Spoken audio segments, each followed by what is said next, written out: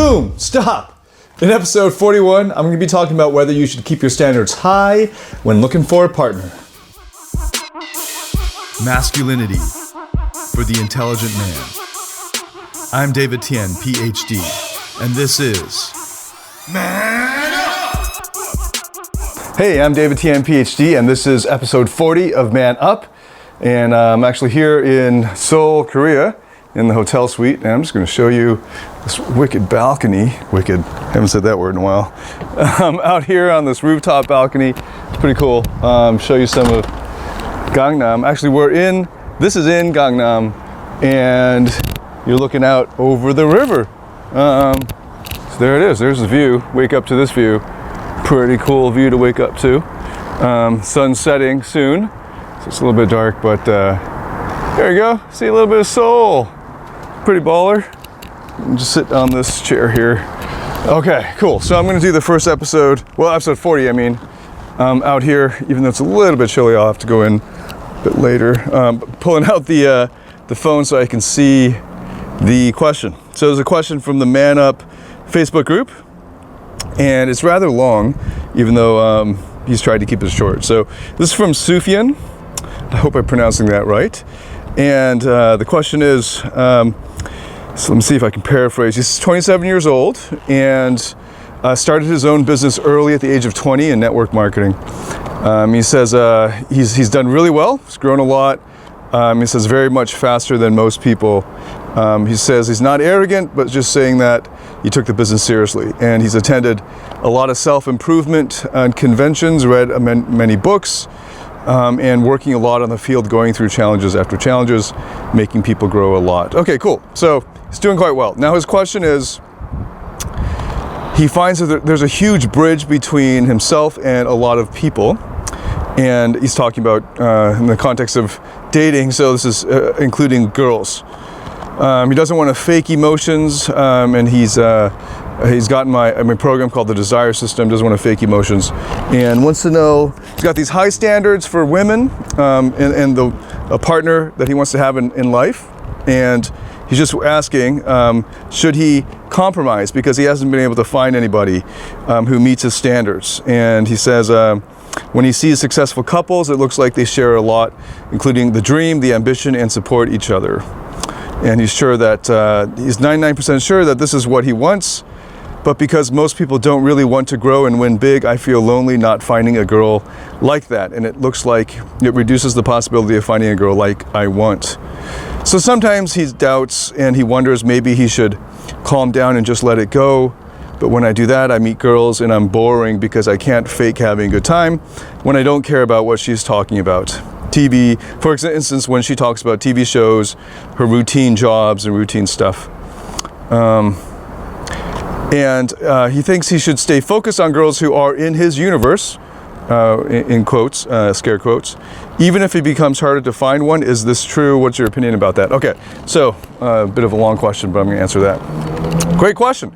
So basically to summarize, I should have just summarized it as this. He has high standards, hasn't been able to find a girl who meets his standards. Should he now lower his standards and talk to girls who like to, and I mean date girls who like to talk about things he considers are boring, like TV shows and routine stuff?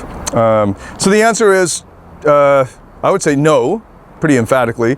Don't lower your standards. And again, like, if you're the type of guy who's considering lowering his standards, then you've already lowered your standards. So I don't know who I'm talking to. So it really comes back to, this is not well positioned. It really comes down to what your values are in life, and that's actually the problem with all guys who are trying to.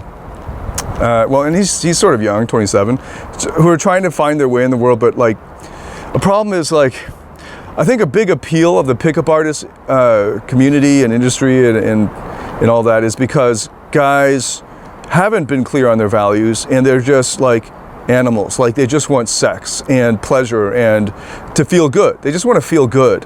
And they never thought about what the truth is. Like truth, like even capital T truth. What are you willing to die for? What are you ready to die for? What's worth dying for?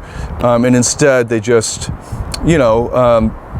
fill their animal needs, and they go around unthinkingly about that. Just getting more money, because if they have more money, then they can feel, good about themselves, because then they can eat more, eat better, stay in better hotels, I guess, more luxury, soft, pampering, luxury lifestyle, and think that means anything. It doesn't mean shit. And people who live like that are always going to be unhappy. They're just going to be chasing the next ephemeral high, and it's not going to last. So what I say is the answer to all of happiness and fulfillment in life is thinking really hard and deeply about what you want, about what you stand for, and if you can't come up with it, then just keep.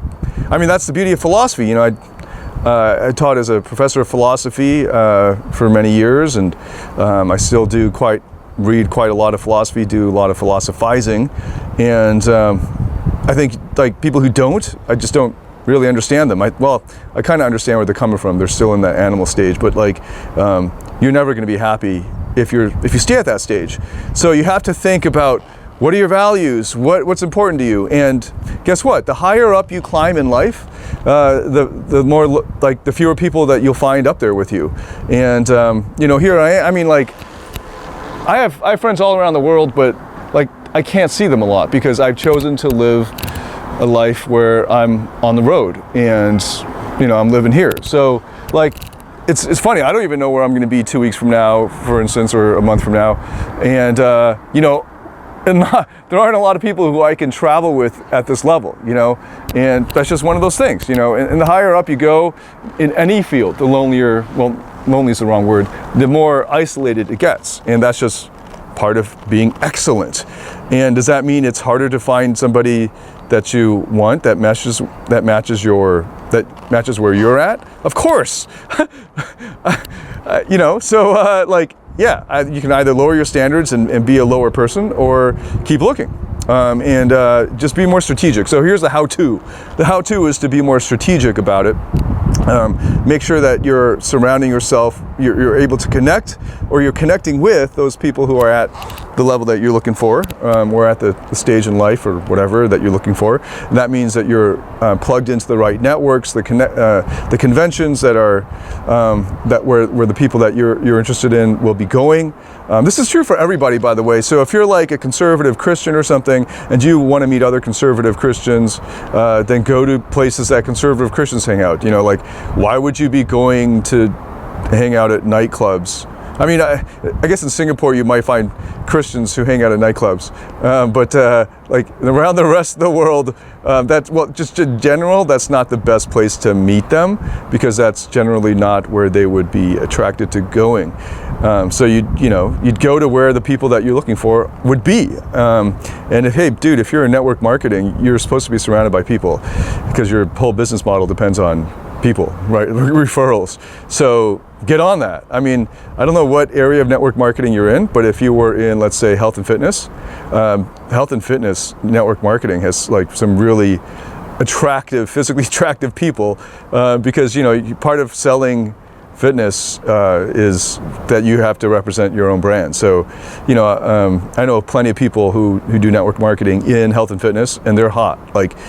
Everyone's in really good shape, and there are a lot of models, fashion models and so on, fitness models, who are attracted to that business model because they're social people and they look good, and so it's easier for them to flip it and make some money. So I don't know what area of network marketing you're in, but obviously your own network's a great place to tap that, to tap your network.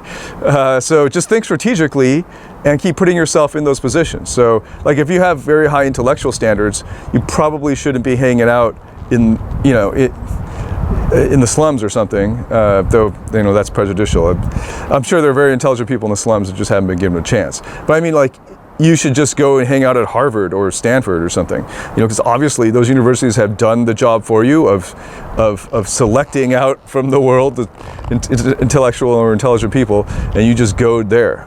If you're into fashion models, you should, own your own agency. That's one way to go.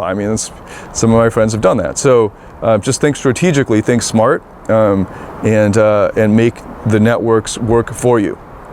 Some great resources, by the way, on making these networks and getting these connections is a book by Keith Ferrazzi called Never Eat Alone. It's really, really good.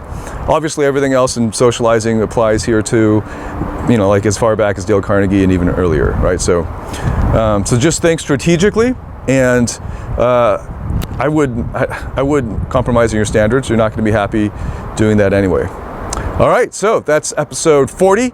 And I'm signing out from Seoul, Korea. And make sure that you sign up for the Facebook group. Join the Facebook group, I think under the video. Click the link, join the Facebook group. That's where you can ask me your personal questions. And that's where I'll be prioritizing all the questions I answer.